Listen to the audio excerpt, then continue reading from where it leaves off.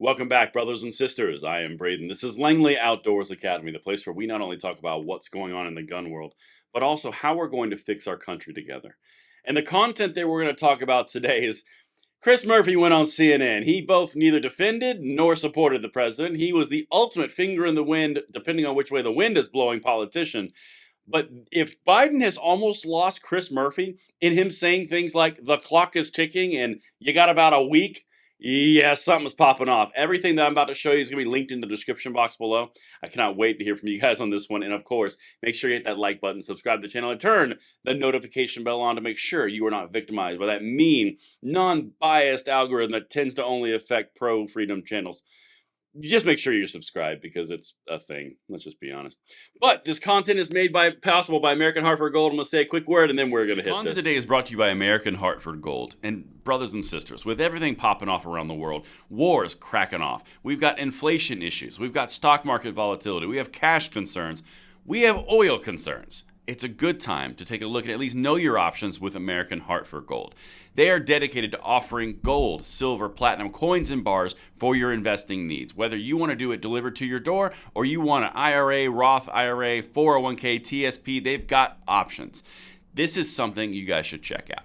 At American Hartford Gold, they aim to educate clients about investments in the precious metal industry, strive to provide unparalleled customer service built on trust, integrity, and absolute transparency, while holding a goal of achieving 100% customer satisfaction.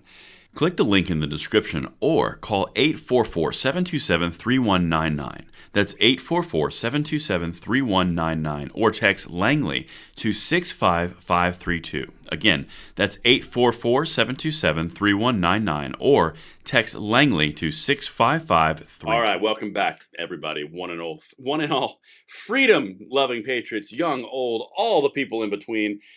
I've got to take you into CNN world.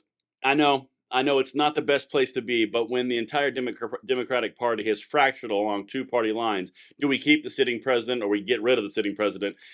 It's just get the popcorn. But CNN, Dana Bash, you tell me if this is not a biased lead-in question from a Democrat-supporting anchor to another Democrat. Listen to this question and then listen to how, what's-his-face, Mr. Gun Control in the Senate just dodges like crazy. Watch this. Murphy of Connecticut. Thank you so much for being here.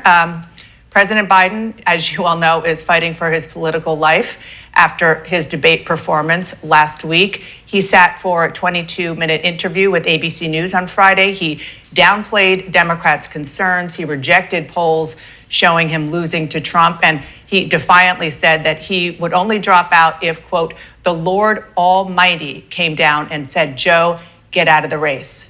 What did you make of the president in that interview? Wow. Subtle, Dana. I just want to say it out loud on the record. CNN is out for Biden's blood. I told you in an earlier video that their fate is now tied to Biden leaving, and it's quite obvious that this is not a puff piece interview, at least from her perspective.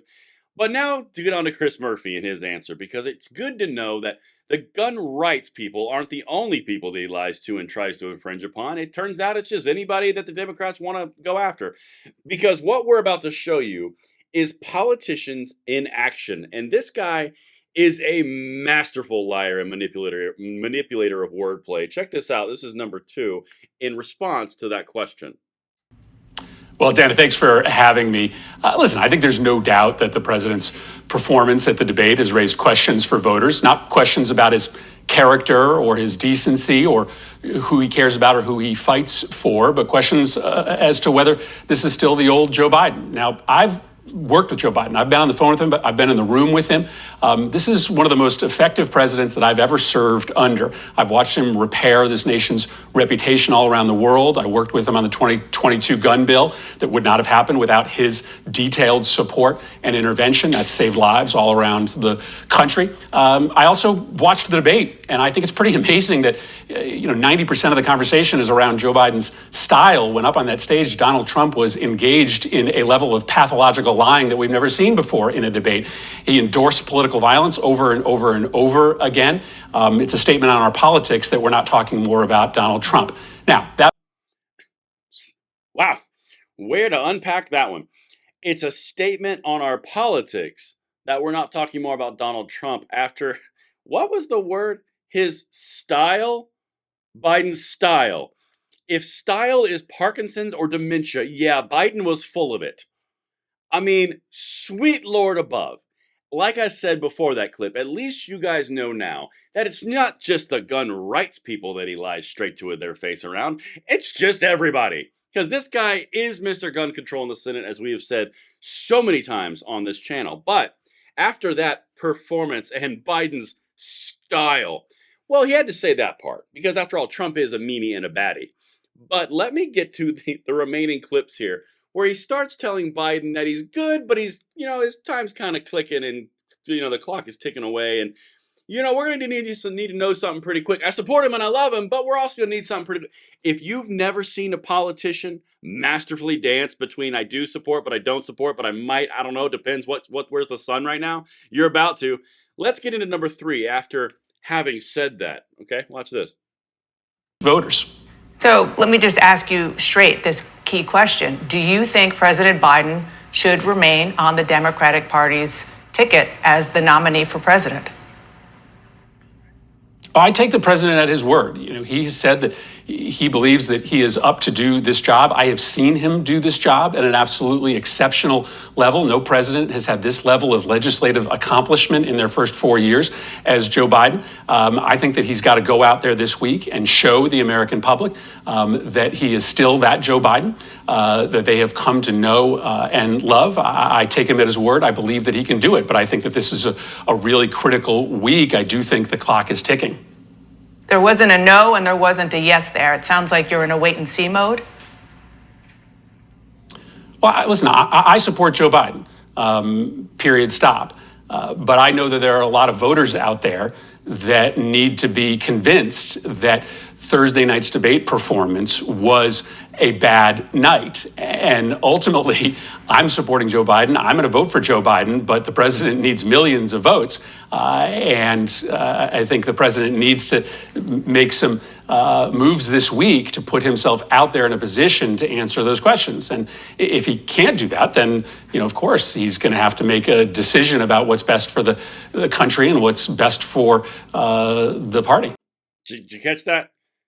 About a minute ago, it was, well, Joe Biden's style. I don't know why we're talking about his style of delivery in that debate. And now all of a sudden it's, well, yeah, sure, he had a bad night. I mean, like, who doesn't have a bad night? It's not that he has Parkinson's or dementia or he can't, nothing like that. No, it's just a bad night. And after all, it's style. Have we talked about how bad Trump was? But then the other part here, he says the clock is ticking. And if he can't go out and do what I take him at his word, if he can't go out there and convince voters of what I've taken at his word, well, then he has a decision to make for ourselves and also for the Democratic Party. Joe. He's talking out of 4 sides of his face. The reason why this is so important, I got 2 more clips for us. You're looking at one of the mainline establishment Democrats who has put his flag in gun control as the main thing that's going to carry his legacy forward. Anything gun control, Chris Murphy is loving it. He's there. He's just there. But understand what's happening right now is the establishment Democrat, Chris Murphy, in the Senate, one of the upcoming leaders and the Foreign Intel Committee. This is an established guy, and he can't tell you absolutely or not absolutely, and he keeps on doing this little wordplay around different answers. He never answers a question seriously in either direction. That alone is damning enough. But again, I want to show you what he does when he's under the microscope from CNN on Biden, because it's exactly what he does on gun rights and gun control. The guy is a consistent liar. Anyway, let's continue. I got 2 more clips for us. Do you believe, you're a seasoned politician, do you believe that at this point Joe Biden could beat Donald Trump and stop the litany of things that you just listed from happening? Oh, absolutely. Listen, I think the president needs to answer those questions that voters have. If he does that this week, I think he will be in a very good position, and we can get back to what this campaign needs to be, a contrast between Joe Biden, a decent, honorable man of character, and Donald Trump, a pathological liar who has advertised that he wants to endorse and mainstream political violence in this country. But again, if the president is unwilling to do the things necessary to restore voters' confidence or answer voters' questions, then of course he has a decision to make about what the best path forward is for the country. But if he answers those questions this week, there's no doubt that he can win this race. One of the things that There's no doubt he can win the race, even though he's losing every single swing state. He's losing on a national generic polling on the popular vote. He's put in question solid blue states that have been so and so blue for 20, 30 years. But absolutely, if he can answer those questions and really assure voters that he's not like that, we'll be fine. The gamemanship of this guy, but also, I just want to hit one more thing on this clip, and this is why I originally put it in here. Do you think Biden can win? Absolutely. If you guys know anything about body language and when you're reading somebody's language and their words are not matching their body, that the true response is their body language. Even though I'm saying that I can absolutely win this race, that's exactly what you just saw in the beginning of that clip. Now, it's not definitive, but it's pretty well known in political circles. You always want to match your body language with your words. But anyway, let's get to this last one. This is the last piece of Mr. Gun Control in the Senate being a tool bag. All right, here's number 5. We see that this week.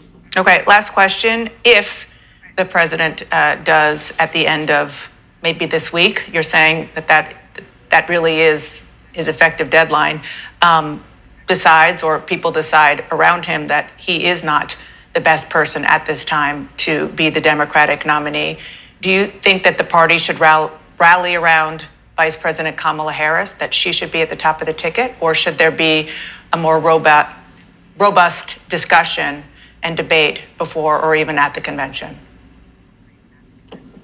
Yeah, I don't think that's a necessary or helpful conversation right now, but I will say this. Kamala Harris has been an extraordinary vice president. She has been a major part of this administration's domestic and international successes. She's somebody that I know and trust. But right now, I think the focus has to be on the president using this week to do the things necessary in an unscripted way in order to answer the questions that voters have. And if that doesn't happen, then obviously the president has a decision to make. But I think that all of that has to happen in the coming days. I just think that the clock is ticking. This is going to be a really important and vital week for the country and for the president that so many of us know and love. So many of us know and love. Please, God, don't try to pin me in a corner with an answer. Is Kamala Harris going to be a good person to carry the banner forward? Well, I'm not. That wouldn't be an appropriate thing to say at this moment.